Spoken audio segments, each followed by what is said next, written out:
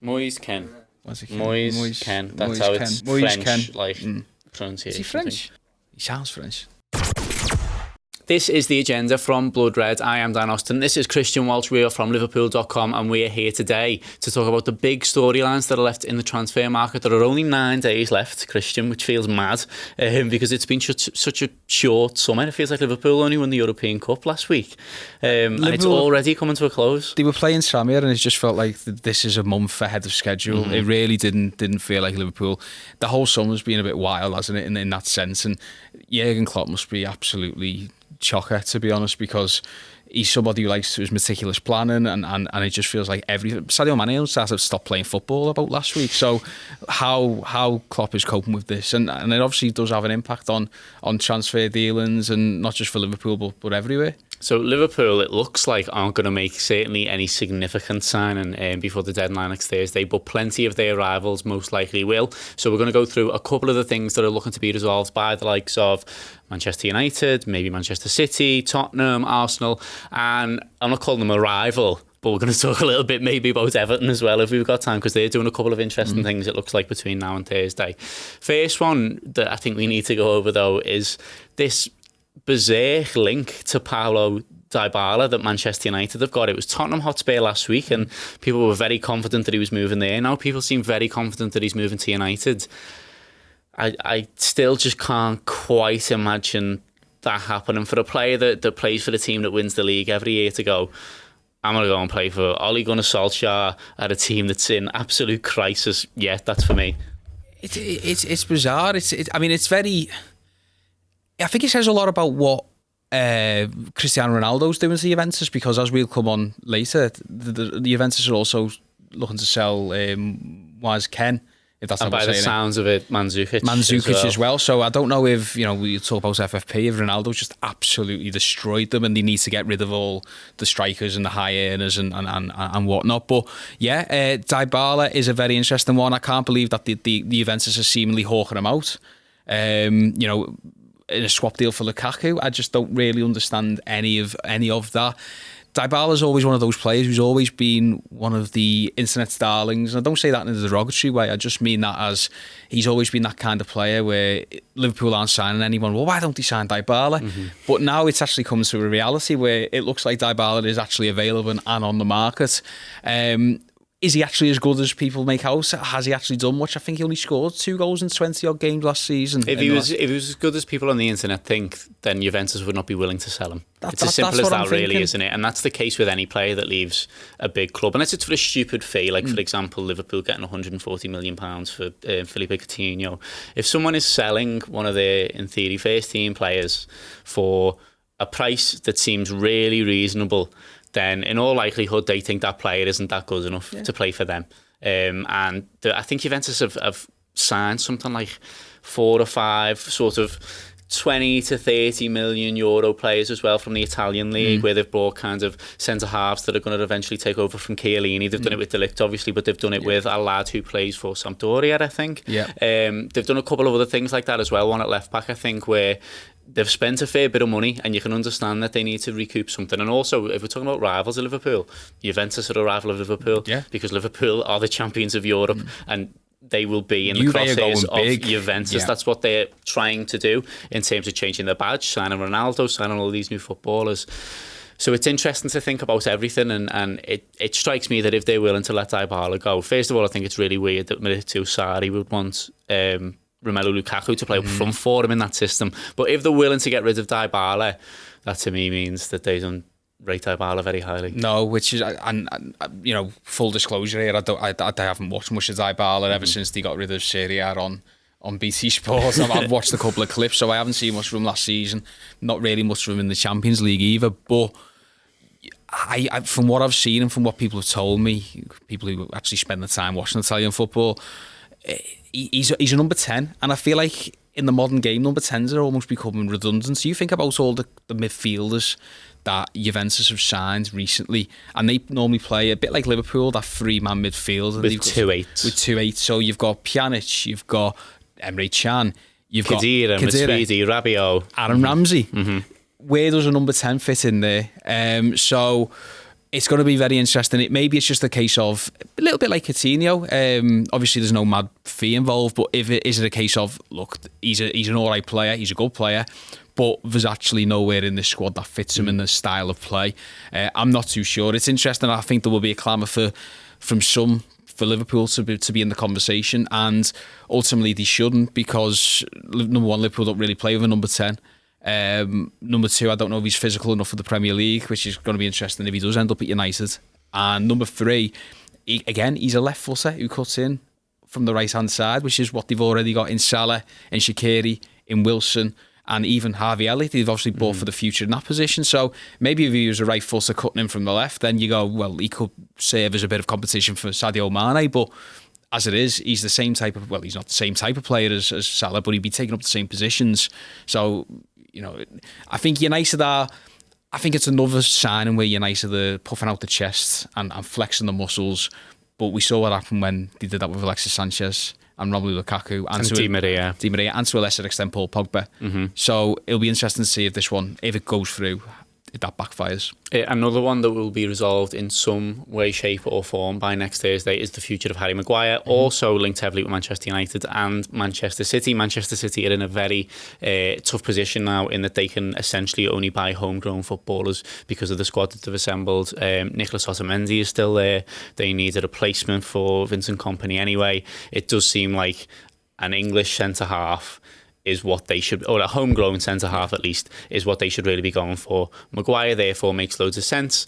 But I wrote a thing for Liverpool.com actually recently on the fact that Liverpool bought Van Dijk at the perfect time. Both in terms of, obviously, he's a brilliant footballer, he's completely revolutionised the way that Liverpool defends, and he might well win a Ballon d'Or. So total success, just from Liverpool's point of view. But what Liverpool have also been able to do is redefine what a centre-half is worth. Because the record before that was £50 million for David Luiz. The Paris Saint-Germain played to Chelsea in 2014. So Liverpool made a 50% increase on that by paying 75 for Van Dijk. And they went, you know what? This is what a really good centre-half's now worth. So they can set that tone by buying the very best one 18 months ago. And now Maguire, who is a really good player, really good Premier League standards, got a decent international record as well, but he's not on anything like the level of Van Dijk and never will be. He's only 1 year younger than him anyway. He's now worth more. He's now worth 80 million quid. The talk is because Liverpool made that shift. So not only have Liverpool bought Van Dijk and really made themselves better, they've now effectively bullied either United or City, whichever one ends up with them, into paying 80 million for a lad that it's good, but no better. It's completely changed the game. You saw it last summer with Pepe Arrizabalaga, to give him his full name. When Liverpool signed Alisson for 65, Chelsea, it redefined the market, and Athletic Bilbao turned around to Chelsea and said, okay, well, if he's worth 65, he's worth 75. Not necessarily, because I know Alisson's a better goalkeeper than Kepa, but the idea is there, if you're going to buy the upper echelon of talent, then this is what it's going to cost. And it's redefined everything. Teams, quite rightly now, will use somebody like Van Dijk as a benchmark and say, well, Virgil van Dijk costs £75 million. We want at least that for our player. And someone like Manchester United or Man City can go back to Leicester and go, well, we don't think he's worth that, and they go, well, fine, all the best. Try and pay 50 million for Lewis Dunk instead. Then. Exactly. And this is it. It's a captive market. They know that Man City need English players. They know that now Eric Bailly's out for 5-6 months. They know that Manchester United are desperate for a centre back. They know that they were trying to get De Ligt, and obviously he went to Juventus instead. So it's very much a seller's market at the moment. It's very much the selling club holds all the power, and that's in a weird way because teams like Liverpool have given that power to them. Set the tone. Yeah, they've set the tone, and you look at it like somebody like Salah. Even if you were at the start when they were signing them, and you go 35 million for a Serie A striker, well, winger, who had a bit of a rough time in England, and okay, he's done all right at Roma. He's done more than all right. He's done well, but that 35 feels quite steep.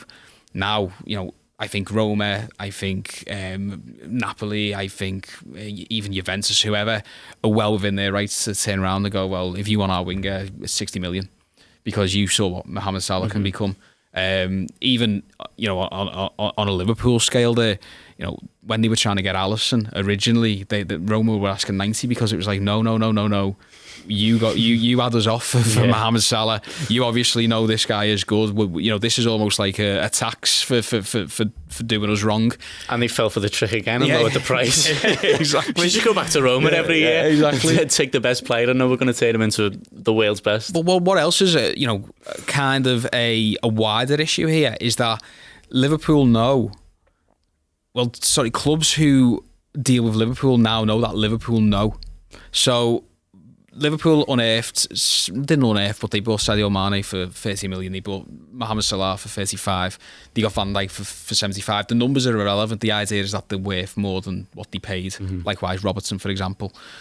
So now if Liverpool are going to, I don't know, let's say a Derby County for a young striker there, and they offer £5 million, would Derby going to be within the right to say, well, hold on, Liverpool have clearly spotted something here, so let's bump this price up because he's clearly good. He's come up on their analytics, which is proven almost foolproof over the past 3 or 4 years. It's the best in the world. Yeah, definitely. So that's why I was quite surprised by Sepp van den Berg only going for 1.7, because if MP sees Role, I'm saying, hold on a minute.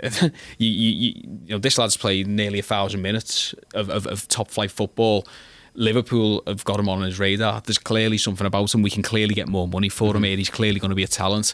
So that surprised me. It's the reason why, when this Harvey Elliott deal goes to a tribunal, I'm sure Fulham will be throwing their hands up in the air and going, look, if Liverpool have picked this 16-year-old out, they know what they're on about. He's obviously worth a lot of money. So it'll be very interesting to see how that affects it.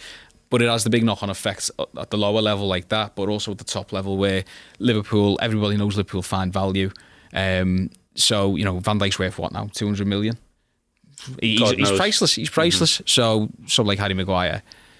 And if that's an unintended knock-on effect of Liverpool's rivals having to spend a bit more, even better for Liverpool. I think it's well intended. I think that's part of the plan. Another one that we'll quickly mention before we go is Nicolas Pepe to Arsenal.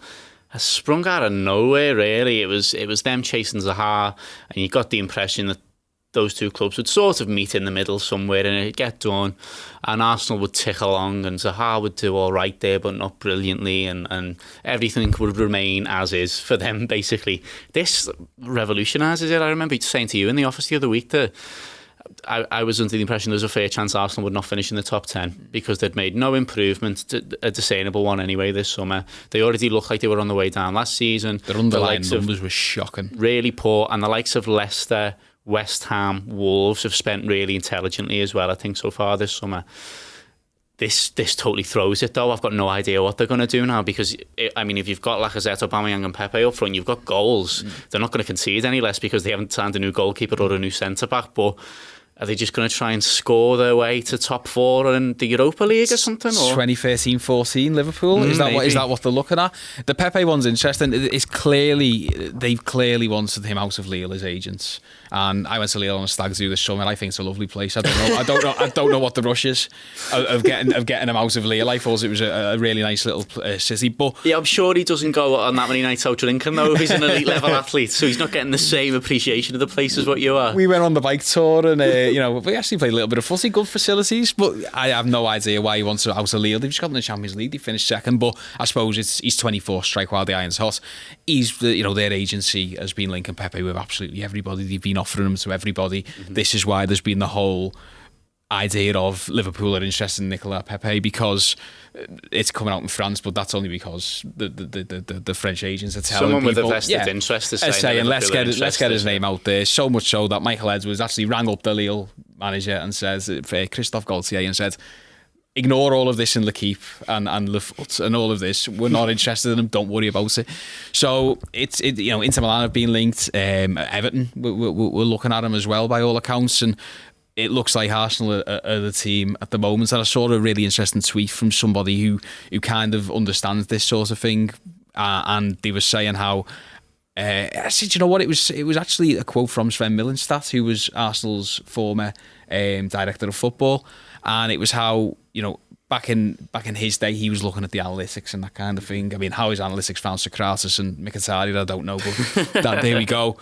Players he worked with. But he's saying now the new regime at Arsenal are just taking whatever agents and clubs are offering them, which sort of tallies with the Pepe idea, because it feels like they've been offered them, they've weighed it up, they've gone, we're not getting Zaha. He's got good numbers. I think it was 11 goals and 11 assists. So, he contributed 22 goals there in Lille's season in League 11 in open play. Yeah. He got 19, I think, overall. That's it, yeah. So he did have a really good season. Yeah, he's had a really good season. He looks a really good player. Again, using the thing that I'm going to talk about all summer, he's a left footer on the right wing. If it's the opposite, if he's the mirror image, then maybe he's coming in to give Mane something to think about on that left-hand side. However, he's not. He plays on the right with a left foot. I think it's a really good sign for Arsenal, just because I think it's the sort of signing they probably shouldn't be able to make given where they are at the moment. What did they finish fifth and the Europa League finalists, but they were pretty much humbled in the Europa League final. As you say, that if you look at the underlying numbers and the direction of the club and where God knows where the money's coming from, but I think it's a really good signing for them. I think that it's the kind of thing that can catapult them, because I think that the fourth spot is up for grabs. I think Liverpool, Man City and Tottenham are pretty much guaranteed to be in the top three, despite Liverpool's pre-season and the fears that I've got of Liverpool somehow finishing 17th this season. I'm only messing, they're unfounded.